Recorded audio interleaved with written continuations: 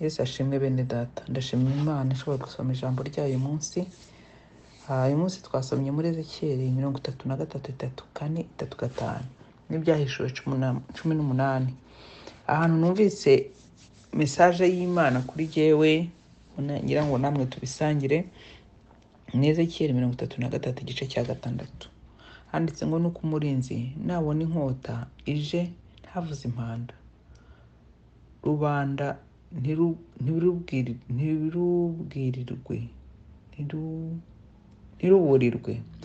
ntiruburirwe.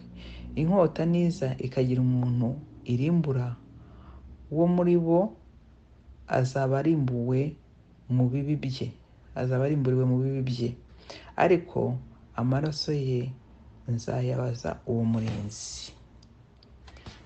Hano ibi byanditswe abantu bakunda kubivugaho cyane, ariko ni ibintu bikomeye kuko niba turi abana b'Imana tuba tugomba kuburira abantu mu buryo bwinshi Imana iduha butandukanye. Ntabwo ikintu nabonye nk'uko nta muntu usa n'undi, niko no gukorera Imana biba bitandukanye. Nta na rimwe umuntu azakora ibisa n'ibyindi. Imana ikunda variyete, ikunda ibintu bidasa, ikunda ubudasa. Wa mugani burayishimisha kuko ifite ubushobozi n'ubuhanga n'ubwenge buhagije ku buryo nta mpamvu yo kugira ngo abantu bakore ibintu bisa, kuko buri muntu wahamagawe iba yamuhaye umuhamagaro we, ikamuha uko ateye, ikamuha imbaraga afite muri we, ikamenya n'intege nke ze muri we, ikamenya uko umukoresha muri icyo gihe. Kandi turebye no mu buzima busanzwe, n'umuyobozi yenda wo mu kazi, iyo ari umuyobozi mwiza areba mu bantu akoresha akavuga ati uyu muntu afite imbaraga ahangaha, uyu nguyu afite imbaraga, uyu nguyu afite imbaraga, akamenya n'intege nke zabo.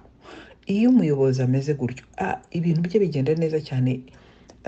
Niba afite ikigo ategeka, akamenya kumenya abo bantu, ikigo kigenda neza. N'Imana rero niko itufata, izi buri muntu ikamenya intege nke ze, ikamenya imbaraga ze.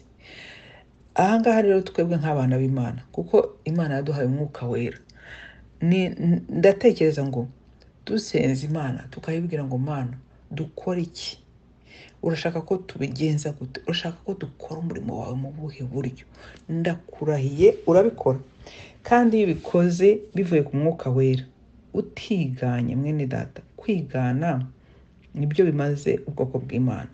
Ubona umuntu arimo akora umurimo w'Imana, yenda ukabona ameze neza, abantu baramwishimiye, yarazamutse, noneho nawe ugashaka gukopera. Buriya rero ibintu byitwa fotokopi, ibintu byitwa pirate, ni ibintu bidatinda.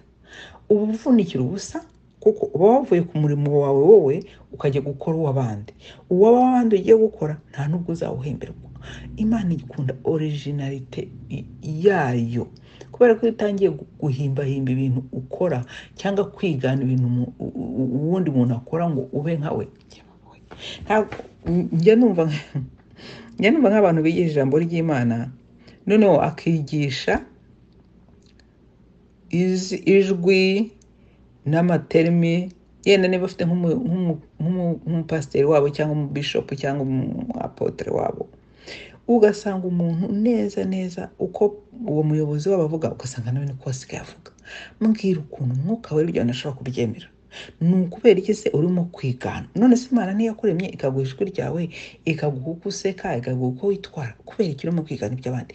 Ubwo d'office ni ikigaragaza ko ibintu byawe ntabwo ari bivuye ku mwuka wera. Umwuka wera ntashobora kwemera ko wigana Imana, ko wigana uwo muntu ufanatiriza. Ubwo ni umwuka w'ubufana, kandi ntabwo Imana ishobora kubyishimira. Ahubwo umuntu amenye aho afite imbaraga, asaba Imana ihamwereke, aba ariho ukorera. Ni ukuri, reka mbabwire, ushobora gukora ikintu Imana yaguhayemo impano, kikabyara gukorera Imana bikomeye. Nk'ubu ngubu ngiye kuko nkunda guteka, hari igihe natetse ahantu narindi, noneho umuzungukazi duturanye ku nzu ikurikiraho yumva impumuro y'ibiryo, araza arankomangira arambwira ati ati numvise watetse ibiryo ati birahumura, ati none ati kandi ndashonje, ati mfite ikibazo cyo kurya. Hano hari izi ndwara nyine zateye, hari n'indwara bita indwara nyine ituma umuntu atarya, akicwa n'inzara kandi afite ibiryo, akumva nta peti, ntashaka kurya. Niyo ndwara rero afite.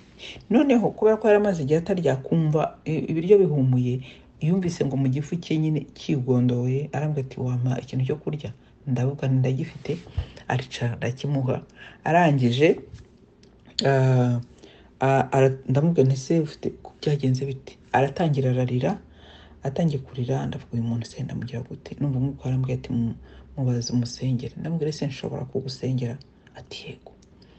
Ndamusengera, ndamubwira rero niba ubona ageze iwanjye aravuga ngo arabona ari heza, ngo arumva yahaguma. Ndamubwira rero niba ubona bimeze gutya ntabwo bisobanura ko nanjye nta bibazo mfite, ariko mfite Imana muri iki, mfite Yesu muri niwe unshoboza. Nubwo naba mfite ibibazo, ariko Imana ima kubiba hejuru, nkagira amahoro, nkagira umunezero, nkarya, nkaryama nkaho nta cyabaye kandi yenda bihari.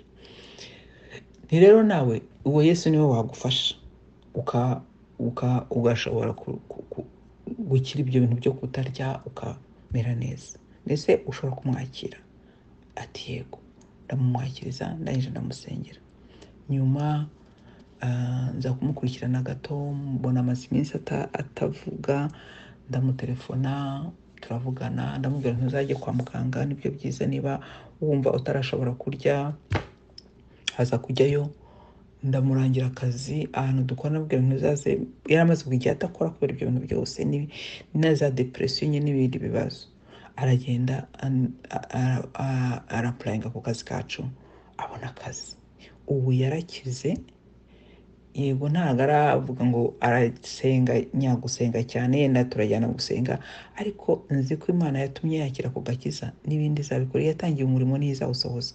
Ibi ntabwo mbibabwiye kugira ngo yenda mbereke ko ndi igitangaza, ariko urumva ibintu Imana ikoreramo. Ni ukuvuga ngo iyo mpano Imana yaguhaye, iyo mpano ntoya wita ntoya, bari gukoreramo kugira ngo ukore umurimo w'Imana, kandi ugerageze kuba uwuriwe. Ntugire umuntu n'umwe wigana, ntugire umuntu n'umwe wifuza ibye, ahubwo wowe n'Imana yawe muhagurukane mukore iby'ubutwari, kandi ni ukuri uzabiboneramo umugisha. Yesu abaho umugisha bene data.